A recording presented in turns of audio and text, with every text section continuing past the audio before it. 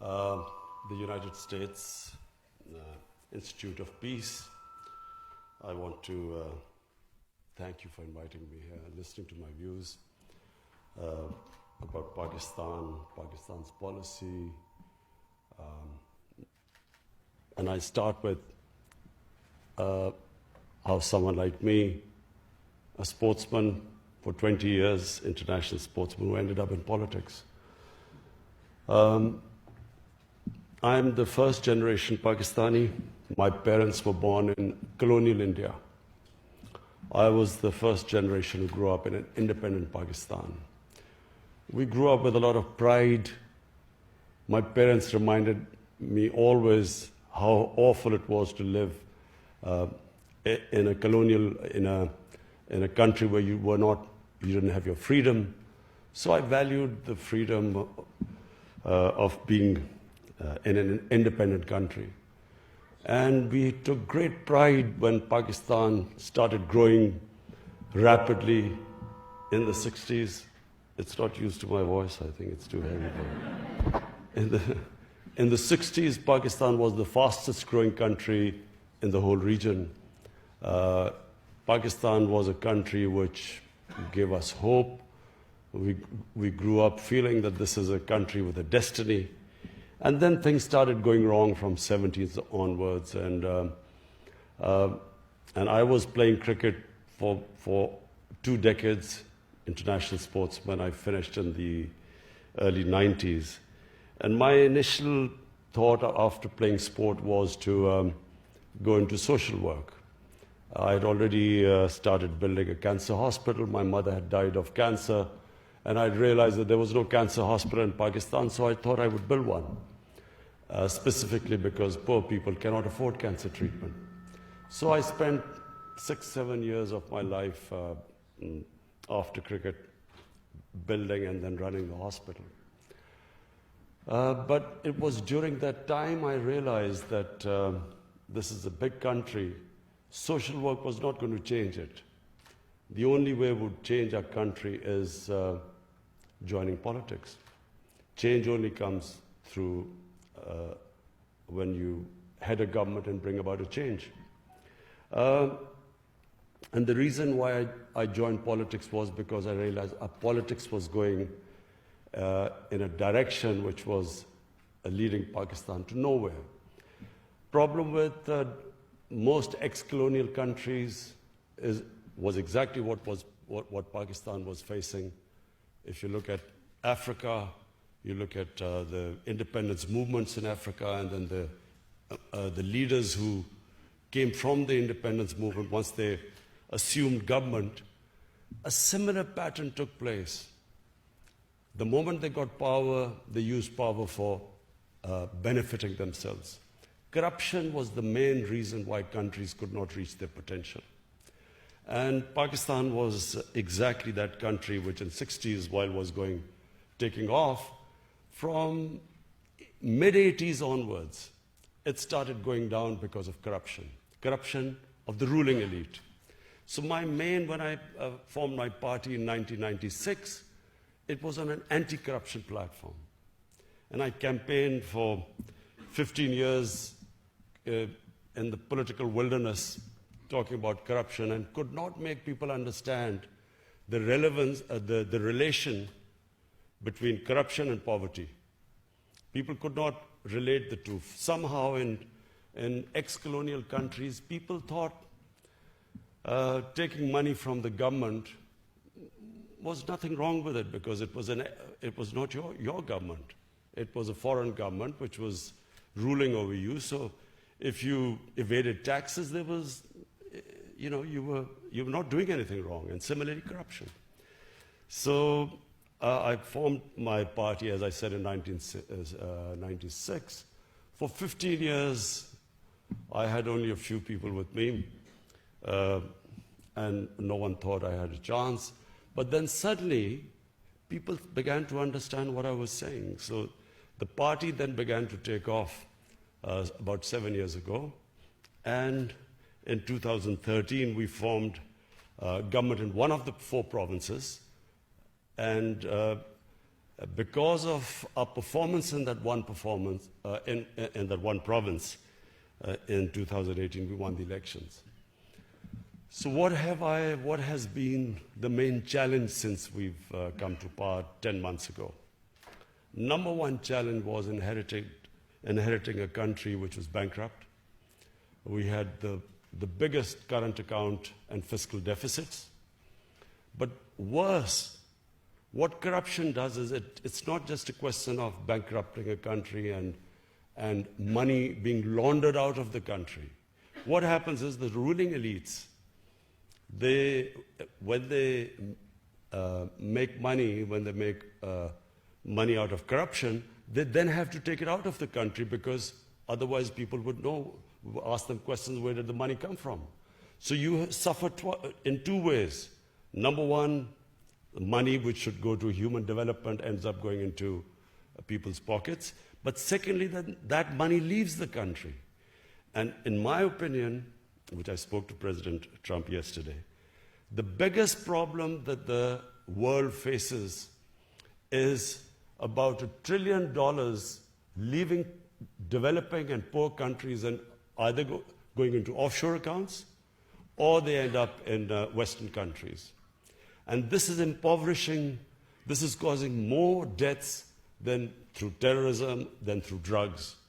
The amount of people dying of hunger and disease, lack of education, not having clean drinking water, is because of the ruling elites and developing world taking that money out and parking it into, as I said, offshore accounts or Western countries.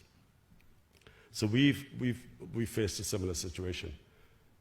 We had the biggest current account deficit and fiscal deficit.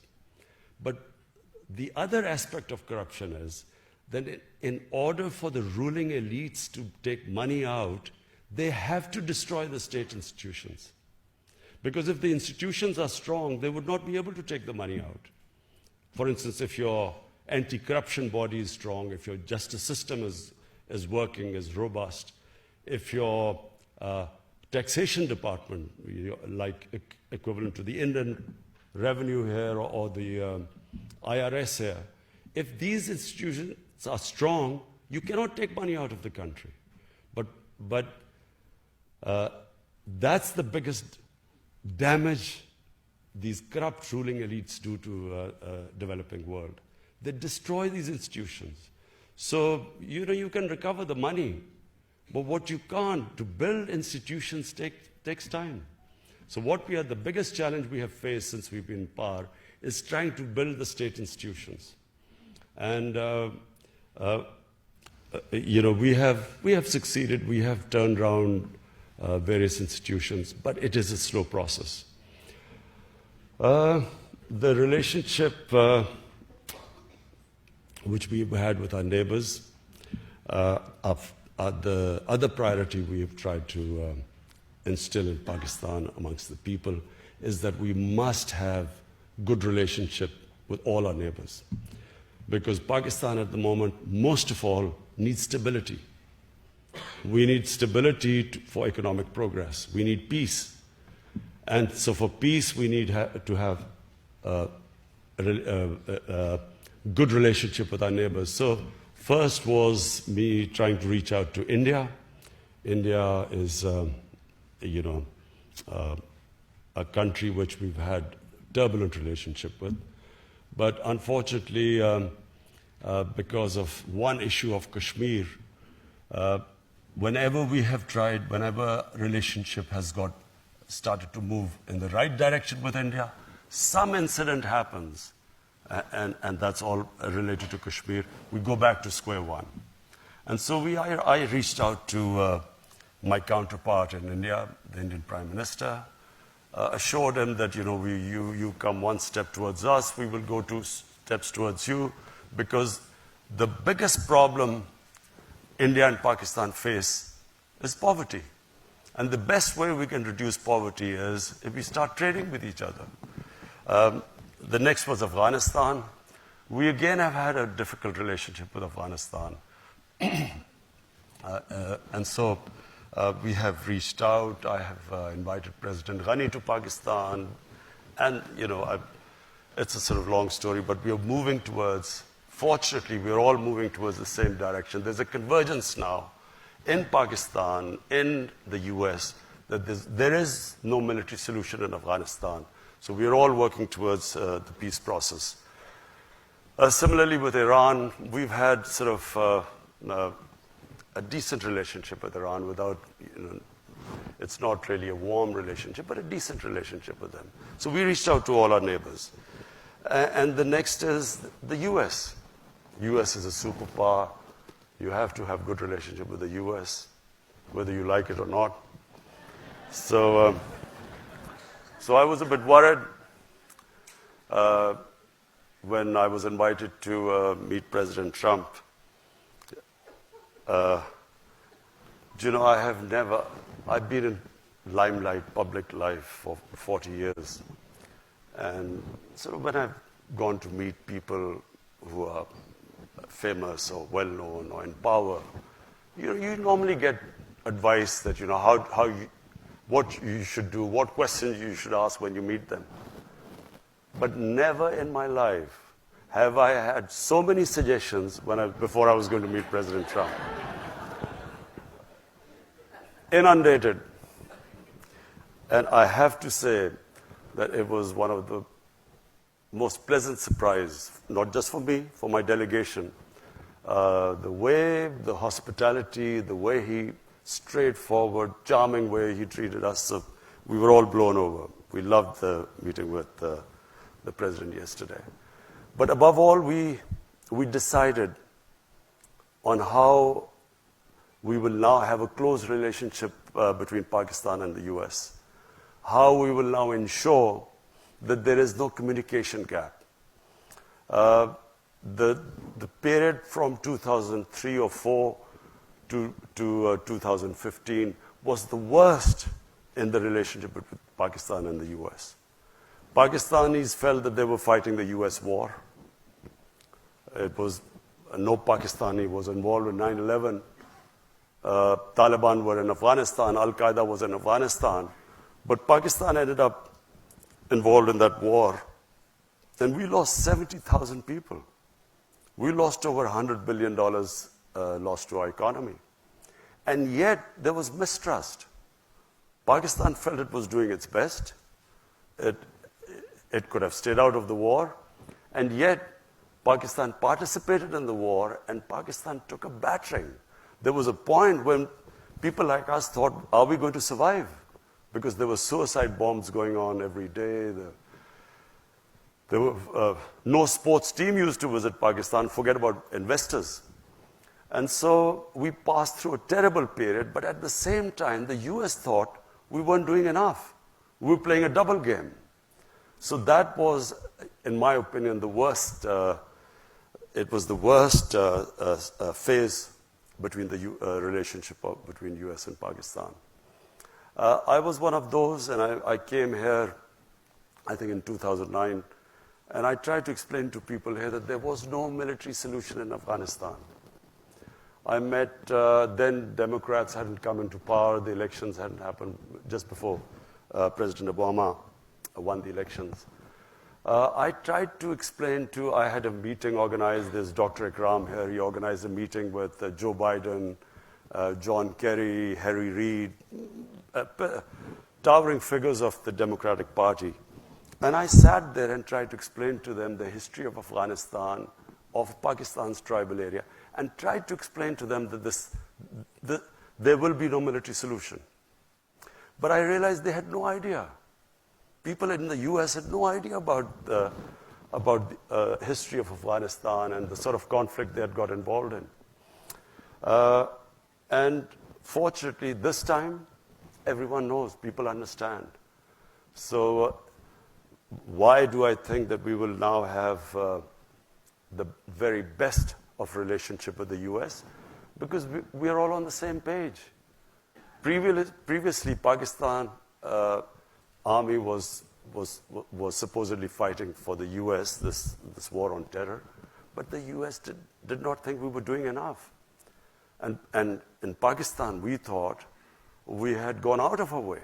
This time, the Pakistan state, our security forces, the United States, all of us are on the same page. That peace in Afghanistan can only take place through a political settlement, through dialogue. So we are all now working on getting the Taliban to talk to the Afghan government. They're already talking to the US. And we hope that this will eventually lead to a settlement. Not easy. It's not going to be easy because there's no centralized Taliban command. It's a devolved movement. But we feel that if we all work together, we feel this is the best chance of there to be peace in Afghanistan. Apart from that, domestically, just one final word before I take your questions. I've struggled these 23 years to get into power. Most of these, as I said, in political wilderness. I was not fighting political parties. I felt I was fighting a mafia. And the Supreme Court of Pakistan, actually, when there was this famous court case where the Prime Minister was dismissed, actually called the ruling party a Sicilian mafia. And I say a mafia because this is not normal politics. Because the two ruling families had been in power off and on for 30 years. And when you are in power for 30 years, their penetration was right down in the bureaucracy, in the judiciary, in the election commission. They had enormous amounts of money. And so we won because we mobilized the people. We mobilized the youth of Pakistan. We were very fortunate that Pakistan has 60% of Pakistanis are below the age of 30. They became our big support. The young people rallied around us. And it was the biggest public movement in Pakistan in the last 50 years. And so we won despite having, coming up against big money, despite their penetration in media, the most vilification campaign, personal attacks, and despite that, we won because of social media. This is the new, had there been no social media, probably we would not have been able to beat the established parties. And since we have been in power, we are still up against the mafia. The problem has been to fix the economy. But at the same time, we have had the entire opposition trying to destabilize the country.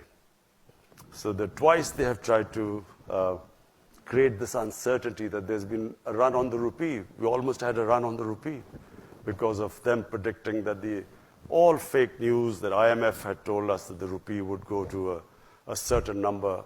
All wrong, but putting pressure on the economy all the time. Finally, I can say right now, after 10 months, we have finally stabilized the economy. And we feel now that after stabilizing the economy, we feel that we can now move ahead and start our reforms. Our reforms are very straightforward. We believe that real development is human development. So we are going to, all our money, we've decided that all the money which we retrieve from the criminal mafia, we've started a massive accountability campaign. We will then direct it towards human development. We've started one of the biggest poverty alleviation program in Pakistan's history, despite having financial constraints. But we believe that a country cannot rise if there's a small lot of rich people and a mass of poor ones. This is what's happened in Pakistan. The gap between the rich and the poor has grown with each year. And the whole system just caters for a tiny elite. The education system caters for just a tiny elite. To give you an example, we have a total of students coming from what are the elite schools, English medium schools, are 800,000. The children who go to government schools, they are about 33 million. And then children who go to Dini madrasas is 2.5 million. So we have three-tiered system. So the first thing our government is trying to do is to synthesize the syllabus, bring in science subjects, other subjects into Dini madrasas, which are the religious schools. So bring them into the mainstream. Similarly, in the Urdu medium schools, teach them English so that we equip them for higher education. So we are trying to bring the education system, which is the biggest problem our country faces and the most difficult problem. So that's number one. Secondly is the Pakistan taxation system. We have the lowest tax GDP ratio in the world. We have, out of a population of 210 million people, we have only taxpayer, barely people, 1.5 million people pay taxes. So there's no way you can sustain a country if you do not expand the tax base. So we now are in the process, very difficult process, convincing everyone to come into the tax net. There are a lot of strikes going on right now, but we feel that we will be able to overcome them. Because it's imperative now that the Pakistani people pay taxes. The challenge, of course, has been that this mafia, I call this mafia, in 10 years, just so that you understand what they have done to our country. Because later on, people, you might ask me, why is this political victimization? What I call accountability, people will say political victimization. But I'll just tell you what they've done to our country in 10 years. The total debt of Pakistan in 2008, before these two parties came in, when General Musharraf left, the total debt of Pakistan in 60 years was 6 trillion rupees. In the last 10 years, they've taken it from 6 trillion to 30 trillion rupees. So, where has this money gone? I've set up a commission, a debt commission, which is now going to find out where this money disappeared. So, which is why we are going to, we are going through this problem of finding out what happened to our country. How come we got so indebted? So, the problem with having such a huge debt is that in the last year, the total tax revenue which we collected, half of it went to servicing debts. So you can't have 210 million people just surviving on this already a very low tax base and then half of it going into debt servicing. So for that, we are expanding our tax base. But what we are doing now in Pakistan, it's the first time in 1960s any government is going to take this step. We are now moving towards encouraging industrialization.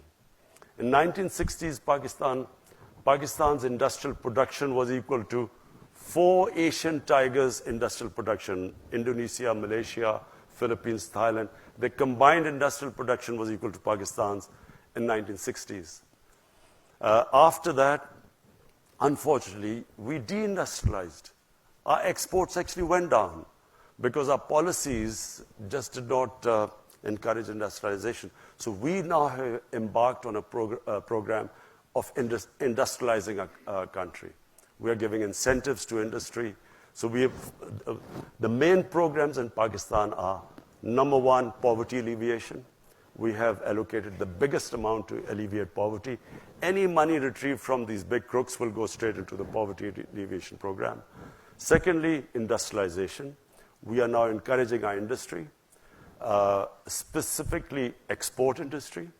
We have trade agreements, one with China where we hope that we will be able to, a free trade agreement with, a preferential trade agreement with China where we hope to export our stuff to China. China has imports of $2 trillion.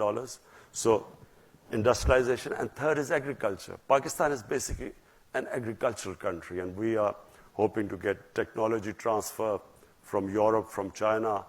Hopefully, we've spoke to companies in the United States so that we can improve our yields. Pakistan has the lowest yields, one of the most productive lands, but the lowest yields. So what we hope is that this three-pronged attack, we will be able to raise Pakistan's economy, provide employment to our people, improve productivity. So this is basically where we are headed. Thank you.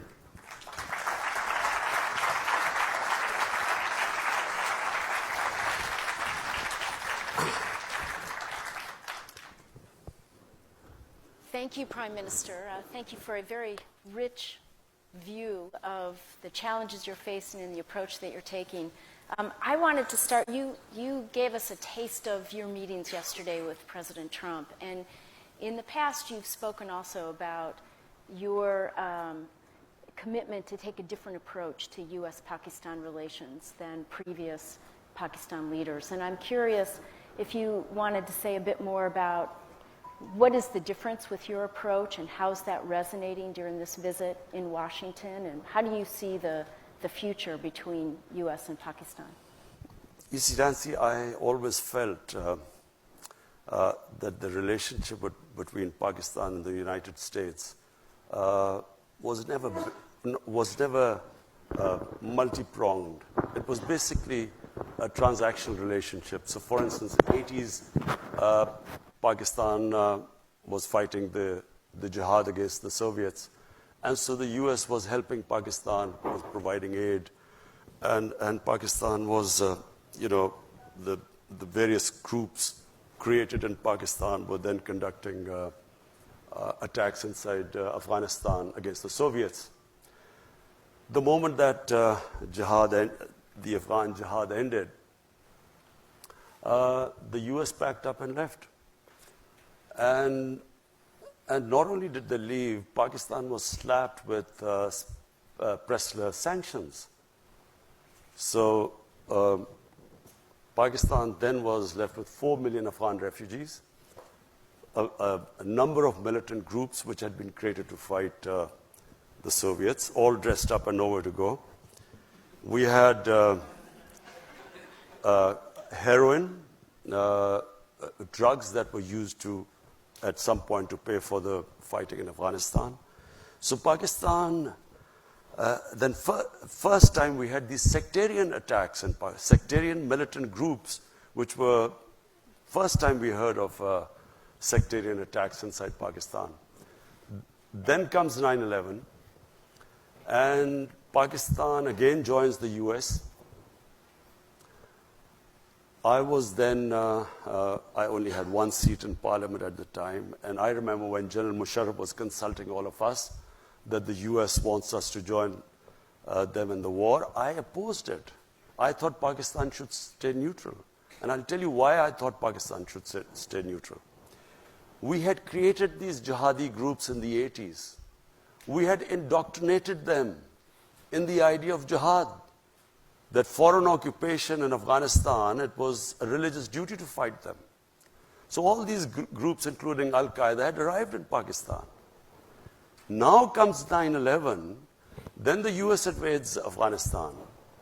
And now we are trying to tell these same groups who had close links with the Pakistan army, because they were created by the Pakistan army, now we are telling them that no, it's because the good guys are there, it's no longer jihad. Now, obviously, a lot of them turned against the Pakistan army, because Pakistan army was then trying to neutralize them. So what we went through, and I just briefly mentioned earlier, it was the worst time in our history. These groups turned against the Pakistan army and the state of Pakistan. And not only that, there were linkages between these groups and the Pakistani security forces, because they had created them. So we had insider attacks, we had, the GHQ was attacked, generals were killed, ISI headquarters were attacked. The army, at one point, the army could not go into the cities in military clothes or with military cars. It was that bad at one point. And then, of course, the second thing was the tribal areas. We should never have sent army into the tribal areas, because the tribal area per capita was the most weaponized area in the world. For people who don't know, tribal area is the border between Afghanistan and Pakistan. It was always an autonomous area. The British never occupied it during their rule since 1890. So it was an autonomous area. It ran by its own rules. So in 2004, under pressure from the United States, Pakistan army went into the tribal areas to flush out Al-Qaeda. Now, what happened was that when, after Tora Bora in Afghanistan, few of the Al-Qaeda moved into our tribal areas, which were semi-autonomous. So when they sent the army in, armies are not meant to go into civilian areas. Whenever you send your army into civilian areas, you can ensure that there will be human rights abuses, there will be collateral damage, there will be innocent people killed, because there's no army there. They're just guerrillas operating from villages. So, the collateral damage created what became the Pakistani Taliban. There was no Pakistani Taliban before.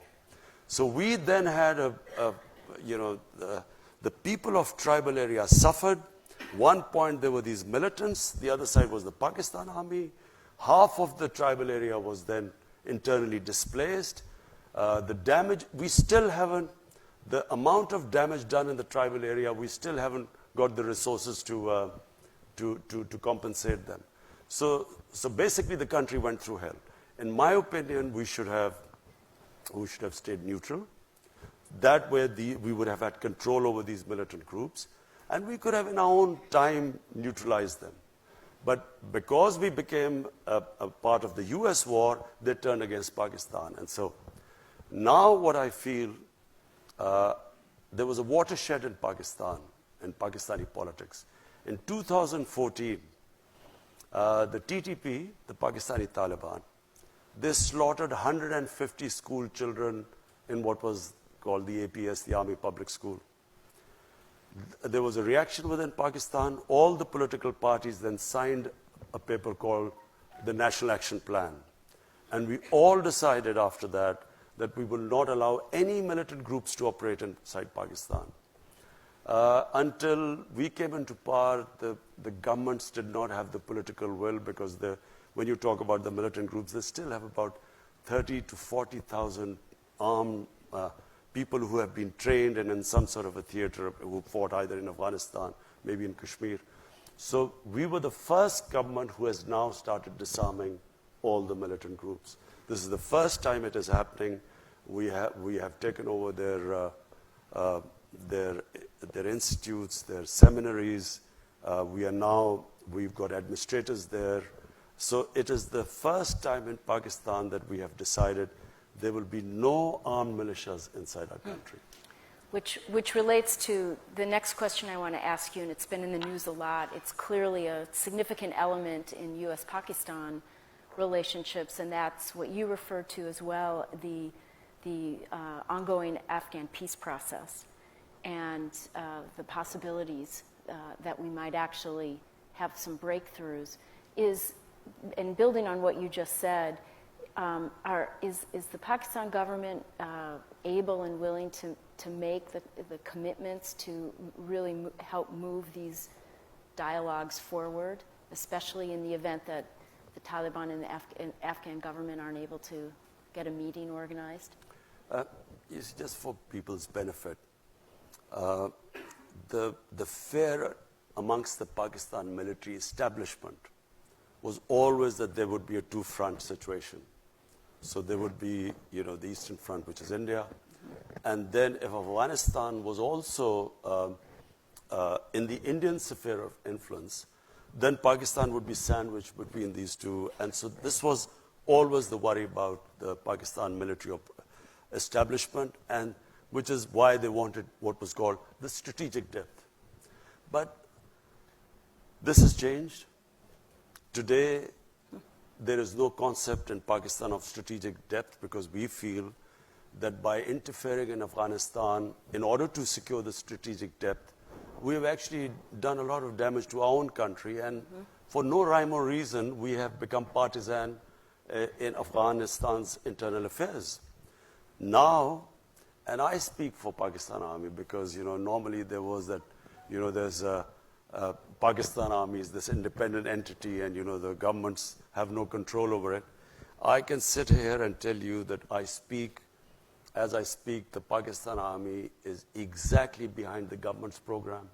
Whatever our policies from day one we've arrived, peace with India, they were behind. When I decided to release the Indian pilot who had been shot down in Pakistan, the army was right behind me. So we today speak as, that there's no difference between the policies of the Pakistan security forces or the Pakistan's democratic government. And we believe that we should not ever interfere in the internal affairs of Afghanistan. Let the Afghans decide what they want, what sort of government they want, and we should facilitate the peace process. So this is the big difference now. Okay. We are all on the same page, and fortunately now that the United States is on the same page too, because, after, the Einstein's definition of madness, trying to do the same thing over and over again and expecting a different result, 19 years of conflict. And if they had gone, thank God for President Trump, I mean, this could have gone on for another 19 years without any result.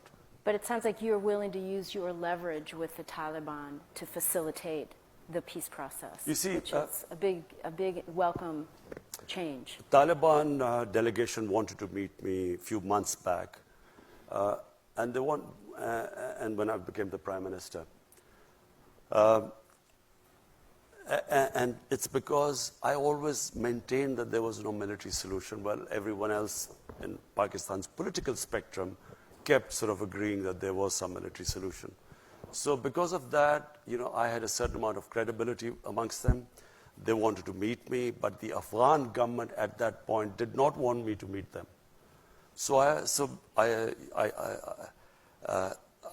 did not meet them, but now when I go back, after meeting President Trump, and also I've spoken to President Ghani, now I will meet the Taliban, and I will try my best to get them to talk to the Afghan government, and so that the election in Afghanistan must be an inclusive election where the Taliban also participate in it.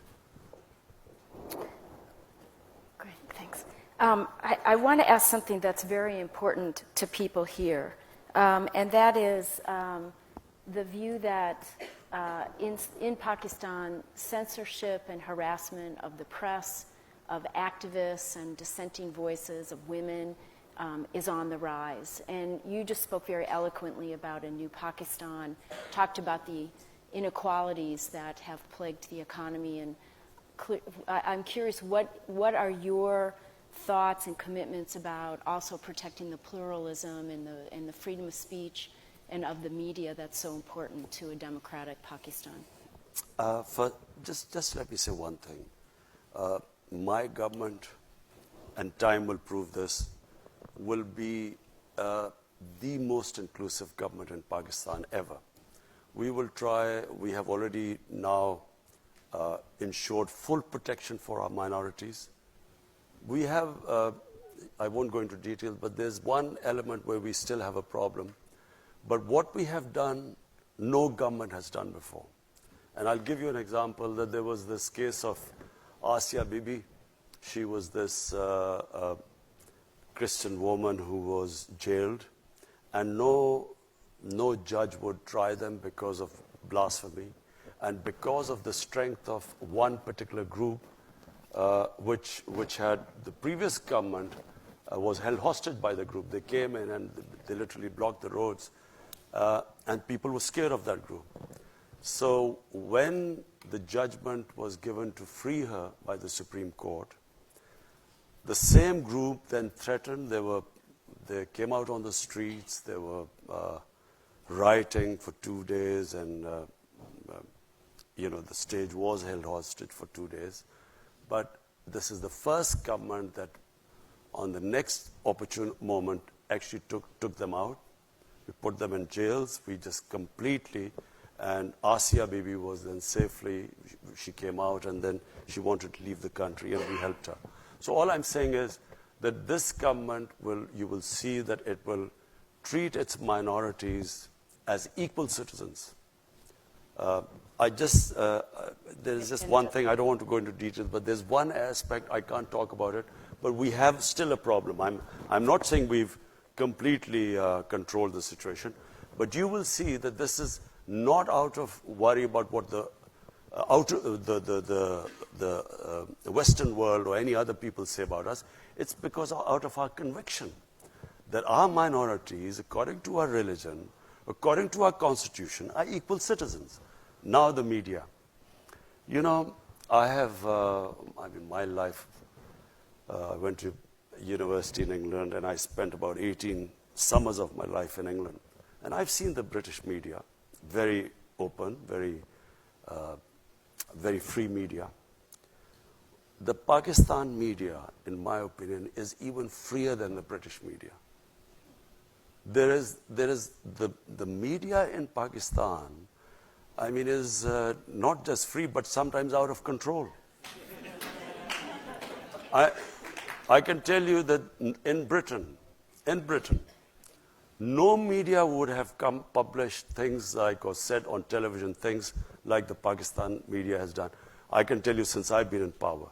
I mean, imagine, I don't even think in America this would be allowed, even though the media has this love-hate relationship with President Trump, more hate than love sometimes. But imagine that, again, a prime minister of a country, and this man sits on television and says that I can tell you that he's getting divorced tomorrow. So if there was some truth in it, you would, okay, if he had some knowledge. But there's only me and my wife living together. Where did he get this information from?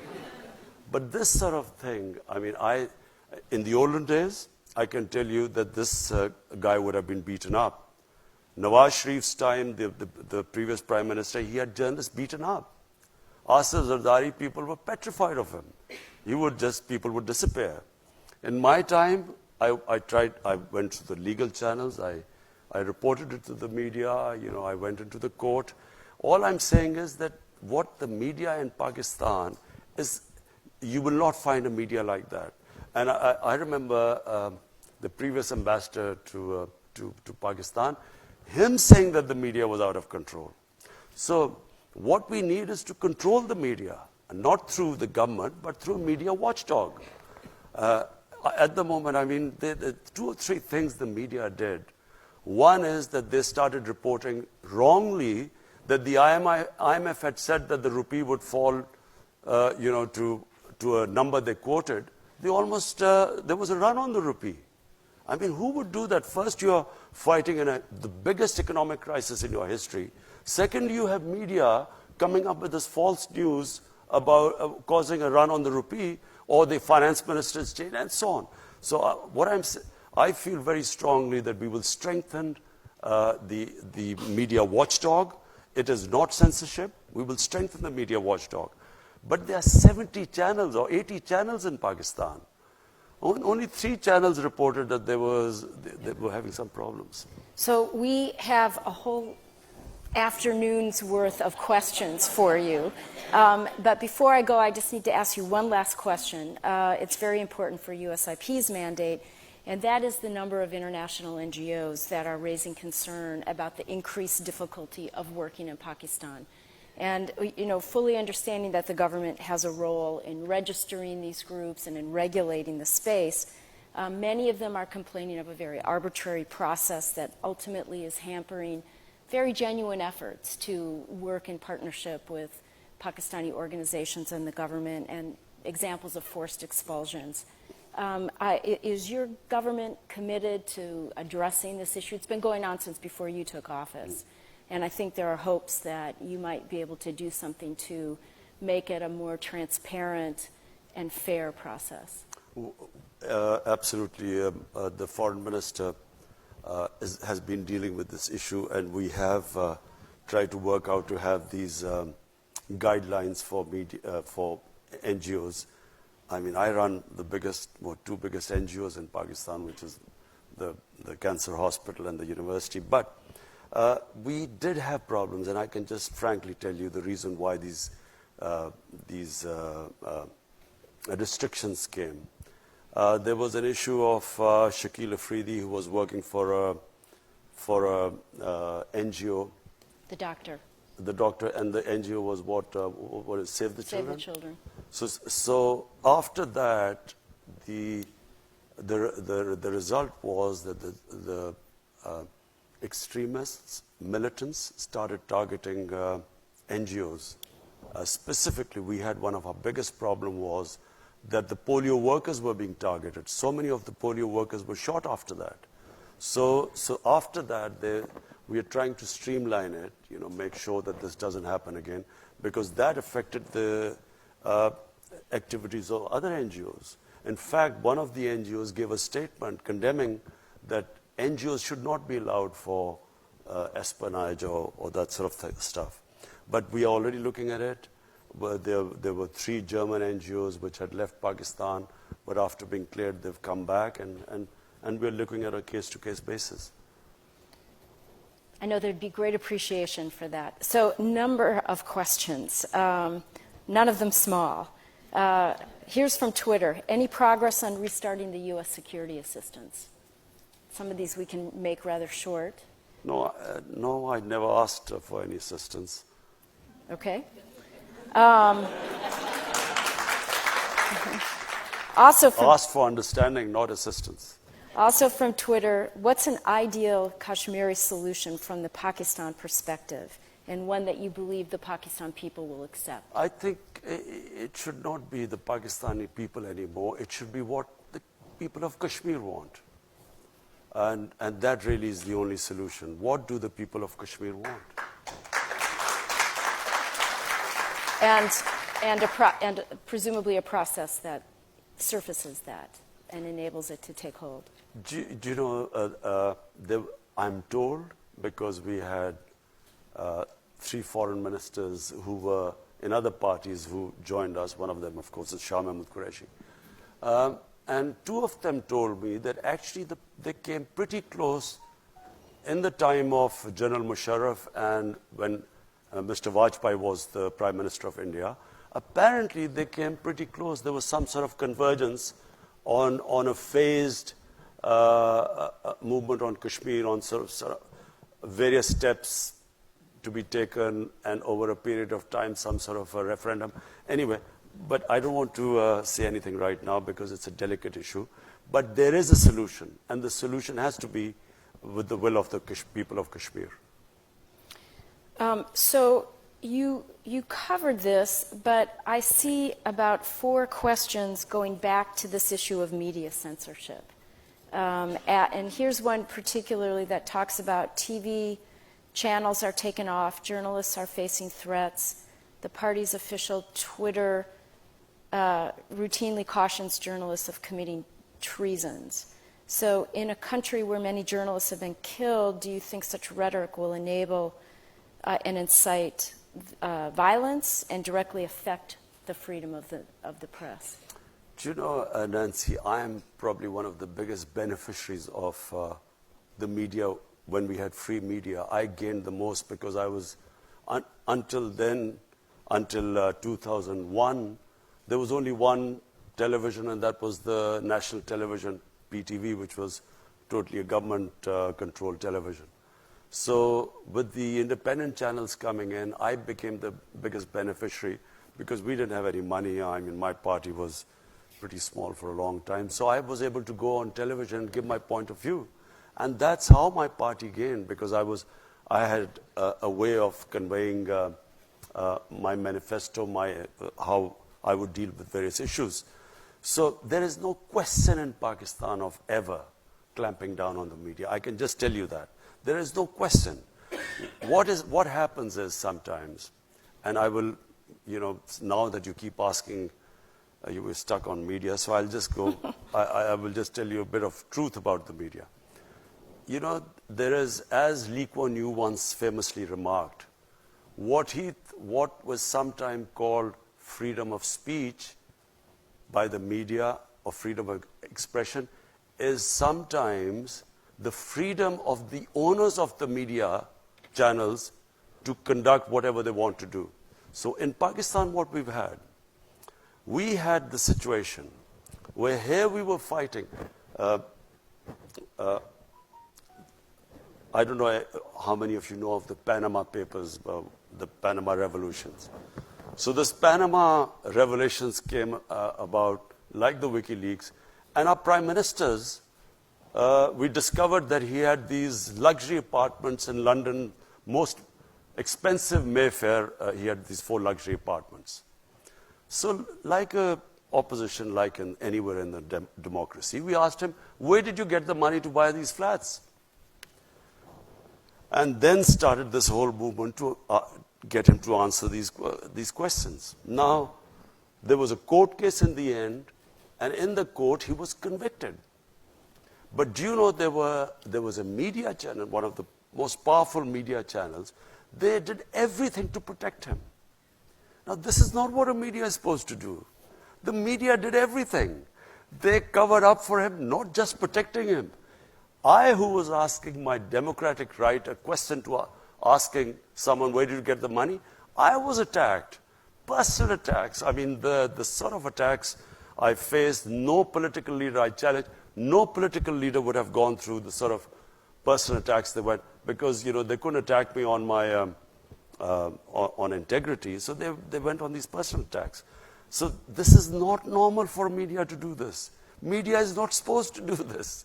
Media is supposed to be a watchdog, to bring out, you know, play the role of an opposition. But they're not about personal attacks and trying to blackmail you. We just had another case right now. There's a judge who convicted the previous prime minister. Now this judge, the opposition brought out a video blackmailing him about him with some compromising video with some woman. They brought this up. This happens in Italian mafias. It doesn't happen in democracies. So, I mean, you know, sometimes, you know, I firmly believe that eventually we will have to move where the media owners will have to disclose their source of income. You know, just like anyone else, they'll have to say, how much tax do they pay? What is the source of income? Even if you ask them how much tax you paid, some of these media say this is a freedom, it's against freedom of expression.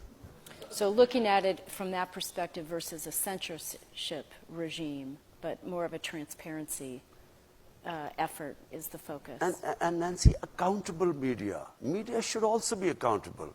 You know, you can't have a media sort of protecting criminals in a society. Okay, we're going to move the conversation. Here, there are a number of questions about Afghanistan. I think you've covered that. But here's one specifically asking, how do you view the peace talks about Afghanistan hosted by both Russia and Uzbekistan?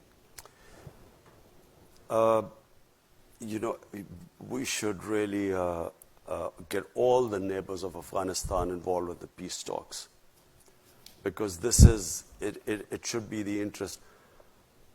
Pakistan, the United States, and Afghanistan. These 3 countries today are the most interested in having peace in Afghanistan. But not all neighbors are interested in peace in Afghanistan. Because, you know, for various reasons, people have their own, other countries have their own agendas. So I firmly believe that the U.S. should try and co-opt as many countries as possible, because there will be people who will be trying to, you know, put a spanner in the works. And so if the neighbors are all involved, there's a much better chance of the talks going smoothly. And speaking of neighbors, there's a question saying, what, and you mentioned this in your opening remarks, what role can Pakistan play in easing the rising tensions with Iran and a number of other countries, including the United States, without damaging some of your other relationships? How are you thinking about that? You see, Pakistan is, you know, we're really indebted to Saudi Arabia, we're indebted to UAE, because the way they came forward, you know, when we were confronted with this, when we took over government, we only had 2 weeks of foreign exchange reserves. So we were staring at a default, and these countries came forward to help us, and so we are really indebted to them. But my worry about Iran is, I think, I'm not sure whether all the countries realize the gravity of the situation if there's a conflict with Iran. People don't understand, you know, this is not going to be the same as Iraq. this could be much, much, much worse. It will have great consequences for Pakistan, adverse consequences for our country. It could unleash terrorism, which people would forget Al Qaeda and those types, because the Iranian, the Shia element in Islam is very cohesive. They have a much greater sense of martyrdom than the Sunni Muslims. The battle might be quite short if it goes ahead and bombing airfields and so on. But the consequences after that, my worry is that not many people fully understand it, and I would strongly urge that there should not be this conflict there should not be another military situation. Pakistan has already suffered. I said, as what we went through these last 15 years, the last thing we want is another conflict on our borders. And, we would do anything. I mean, if any role Pakistan can play in this, we have already suggested this to Iran.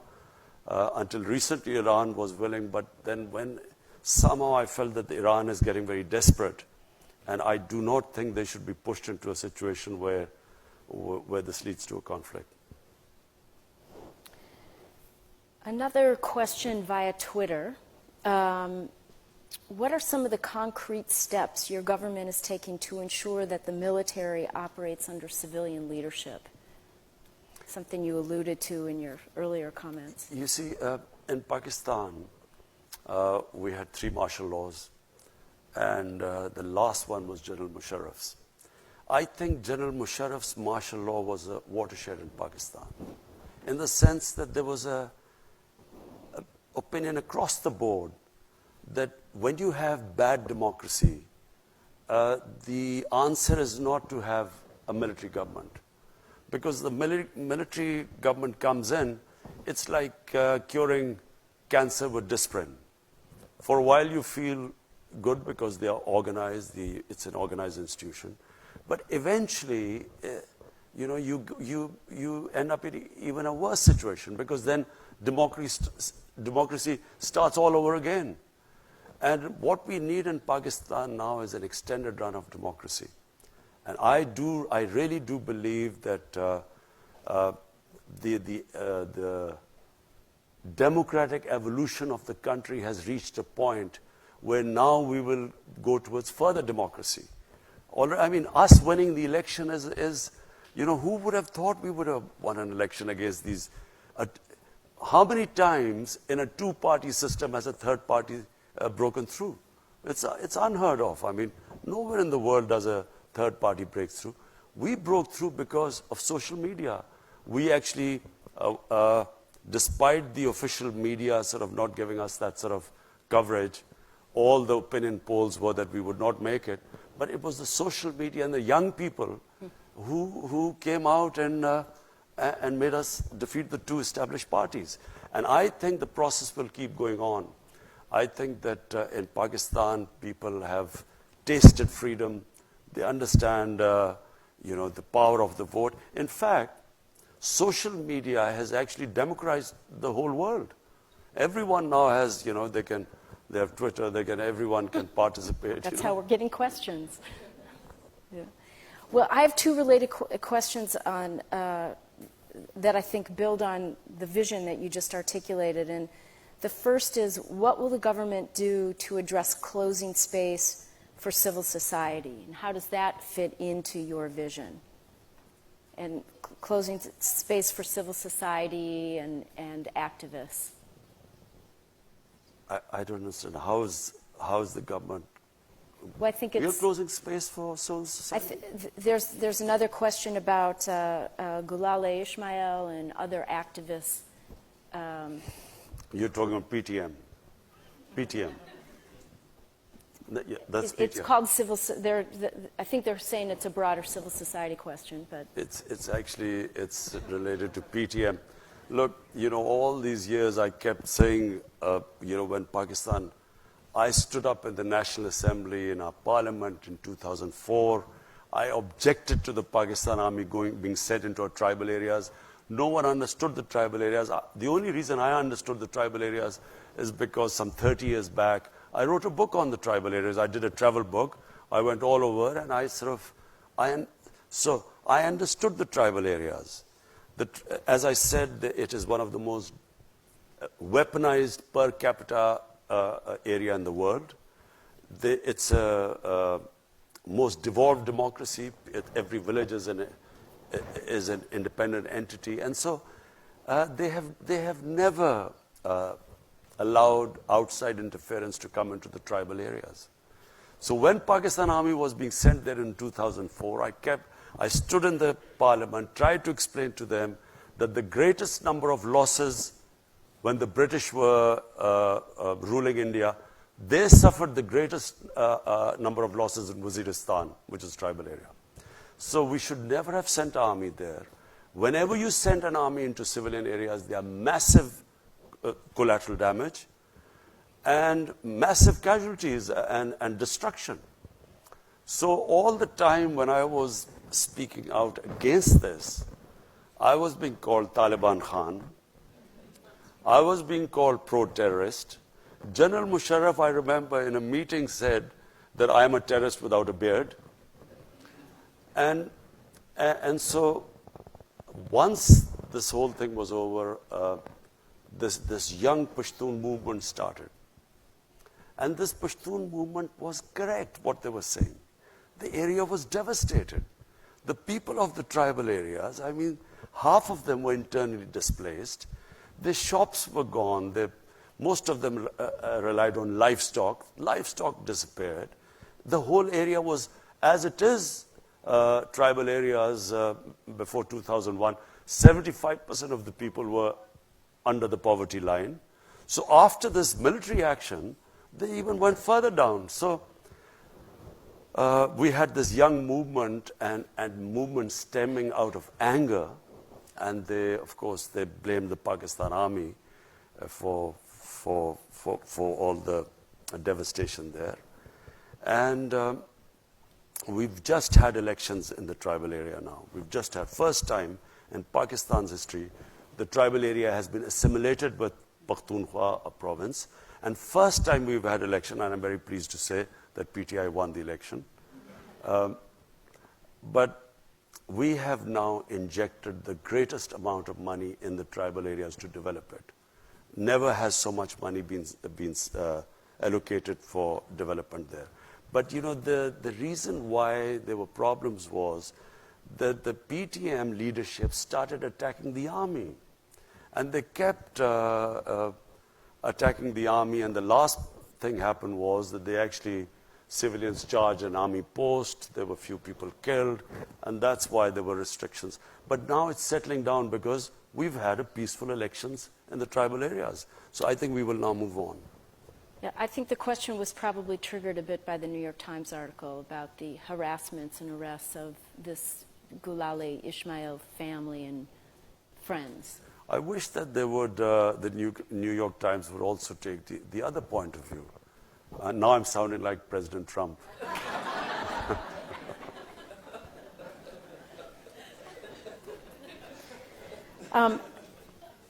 So we have time for just a couple more questions. The U.S. has been asking Pakistan to do more in the context of terrorism. It relates a little bit to what you were saying. They particularly were asking Pakistan to do more in the context of JEM. And after the arrest of Hafiz Saeed, is this it? Will he stay in custody this time, or will he be allowed to go off again? Now, you ask, first, we want an independent justice system, and you want me to predict what the justice system would do. No, look, let me just say, I repeat one thing again. It is in the interest of Pakistan that we do not allow any armed militias in our country. We have suffered. The country has suffered sectarian attacks. We have had the worst situation. It has affected our investment. Pakistan has not, it has destabilized us. This whole thing, Pulwama, what happened in February last year, it was clearly an indigenous thing. It was a Kashmiri boy radicalized by the brutality of the security forces. He blew himself up. But because this group claimed responsibility, which was in India as well, Jaish-e-Mohammed was operating in India, but Pakistan suddenly came in the limelight. So even before this had happened, we had already decided that we would disarm all militant groups in Pakistan. And it is in Pakistan's interest, I repeat, it's in our interest, because the country has had enough of militant groups. You know, we had ethnic groups, militant groups. We had, in Balochistan, we still have militant groups operating. Then we had these various religious groups. So there is a decision now, and by the way, it is across the party. Every political party has signed the National Action Plan. Pakistan is now determined, and you know, normally it was said that the security forces patronize the groups. The security forces, we would not be disarming them if the security forces were not standing behind us. You cannot disarm because the police is incapable of disarming these groups. They are trained. I mean, these people have experience of fighting in Afghanistan, some in Kashmir. The police cannot go after them. So it's the army that is helping us disarm all militant groups in our country. Mr. Prime Minister, you have been very generous with your time. We have so many more questions that we won't be able to get to. Thank you, everybody, for your questions. But before we close, I want to ask one last question, which is, this is your first visit here as Prime Minister. We have a very distinguished audience here of policymakers, people in and out of government, people who care deeply about the U.S.-Pakistan relationship. What final message would you like to leave as a closing thought for everyone? I would like to, my message from my trip, first trip as the Prime Minister to the U.S., I would like to have a relationship between the two countries of mutual trust. I would like to have a relationship as equals of friendship, not as it has been before, where Pakistan has sort of been, you know, it's like Pakistan wanting aid from the US, and then as for aid, Pakistan is expected to do certain things. The reason why I'm happy leaving the US this time, because we have a relationship now based on a mutual interest, which is peace in Afghanistan. And, you know, someone asked that, will you get this funds? I hate the idea that we would be asking for funds, not US, from anyone. Because aid has been one of the biggest curses for my country.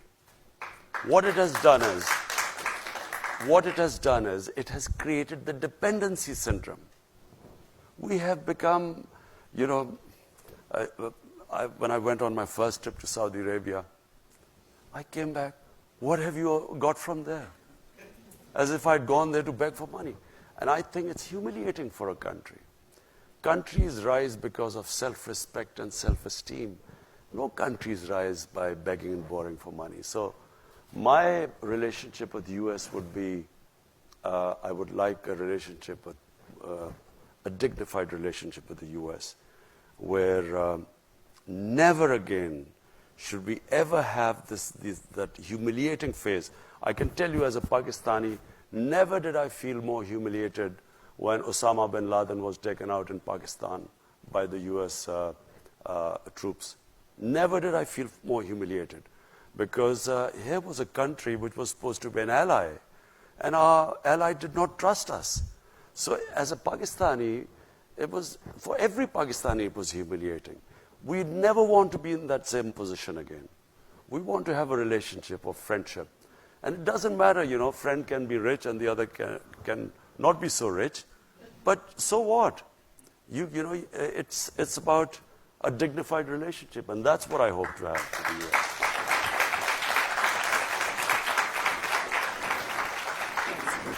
I'd like to present you with a small token of our appreciation for your visit Thank you, here. Nancy.